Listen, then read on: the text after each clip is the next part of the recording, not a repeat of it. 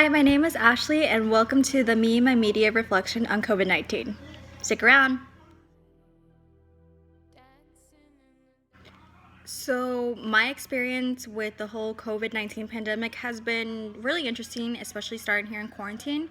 At first, when I heard about the virus, which was back of January of earlier this year, I honestly did not think much of it. I just believed to be something similar to the Ebola case that happened in 2015 or the H1N1 pandemic that happened back in 2009. I just thought that some people here and there might get it as long as we're safe and use proper precautions. We didn't have to worry about it. But then when it was announced that I was brought here to the United States and when everything was starting to close down, then that's when I began to worry, and I saw news coverages on CNN, ABC News. I also was reading through Twitter how many of the numbers have gone up, and once everything has gone to Twitter, then that's when I worried.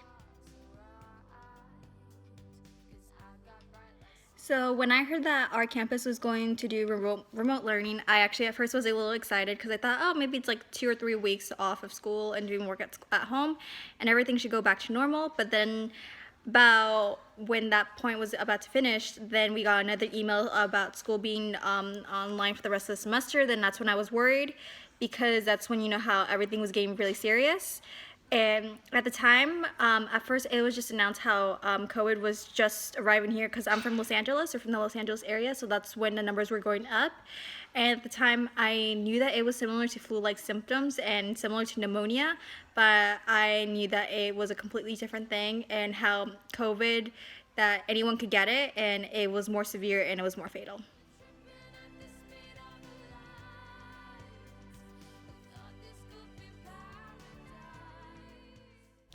Over the last 3 months, the medical guidelines and the media coverage over COVID 19 has been referring to the amount of space one should have in between, how one should wear a mask every day to prevent exposure and spread of the disease, and in addition to that, how to wash your hands properly, and what to do if you have any symptoms, and how to prevent the spread of the disease.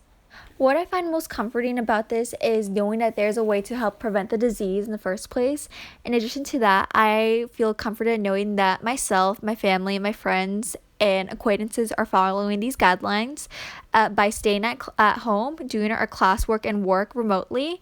In addition to that, if we were to go out to an outgoing or try to spend time with a friend or a relative, being 6 feet apart. On the other hand, what I find most frustrating is knowing that there's people protesting against wearing a mask and going against the protocols in order to prevent the disease.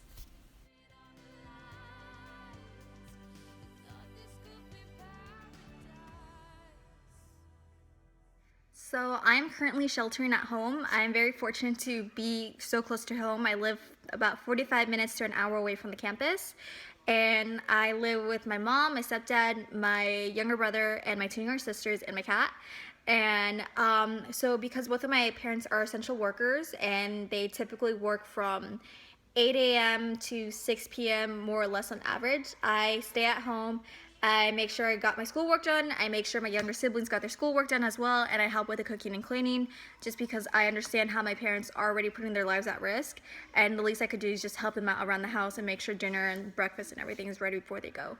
And I also found this experience has been pretty interesting just because I also recently became a kindergarten, second, and middle school teacher at once because my siblings are doing online school, and for them that's an entirely new experience as well.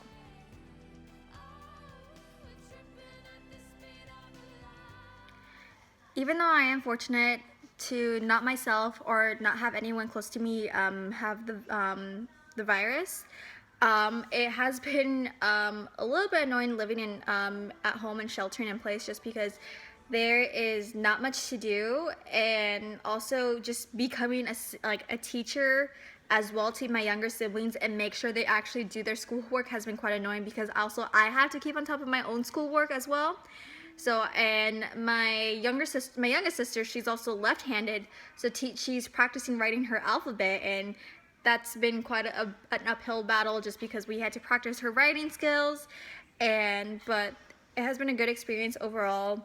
Also, we just get kind of bored easily at home. I just need to make sure that we all do our chores, and yelling and bossing around the kids, it could be annoying as well because they don't want to do something and I have to tell them we have to do it.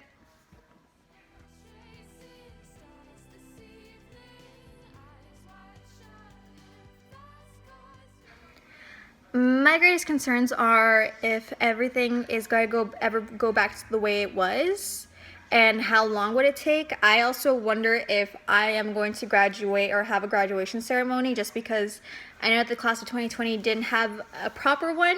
We had to do a virtual one, so that was pretty interesting. I wonder if this is also going to affect my schoolwork in the future, and how am I going to plan to graduate schools, just because I also need to start studying for my MCAT, because I originally was planning to take it in the summer, like in June, but unfortunately they have been canceled, so that's also a bit of an issue. Looking for a part-time job and an internship, that has also been a bit of a concern for me. And I also wonder how we're ever going to recuperate for this.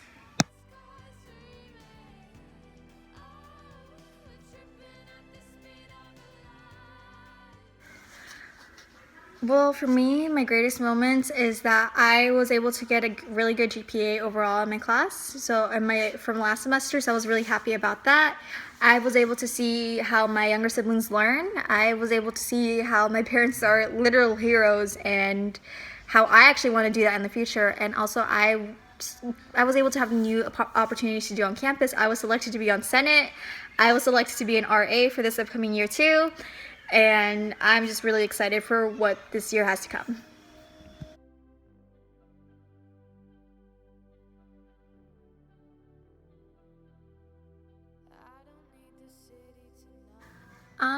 For me, this experience has been a lot more different than what Hollywood media typically portrays, because we are either shown to be having everyone running in the streets being scared of getting the virus, everyone's turning into zombies, or the Americans are the ones that typically find the vaccines and cure everyone, and it's some type of guy who's leading it. It's like some secret agent-esque type of like planning. Okay, it's like the whole, hey, CIA, everything involved.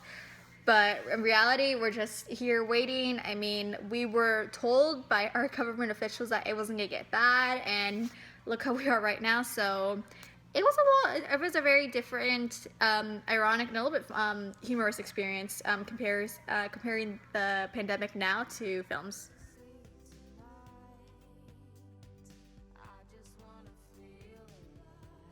I will remember most on this time experience that I used it more for self-growth. I mean, I did learn how to do a couple new hobbies, and I've been working out, so that's been good for my physical health. I've been doing a lot of side reading, catching up on films and movies. For example, I actually did reread The Diary of Anne Frank, because I should not be complaining about being in quarantine in my own home. I have the freedom to do whatever I want.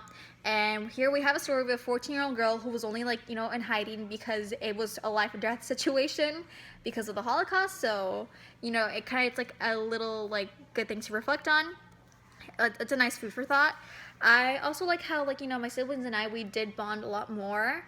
My mom and I have bonded a lot more because we've been going on hikes recently. So since I live in the San Pedro area, so we're close to the beach and we're close to a lot of hiking trails. So I noticed that there's been a better family bond here, because we all are going through this together. And also I noticed I've been getting a lot more close to my friends, just because we have been FaceTiming and checking in on each other. So that's the most memorable things about this time period.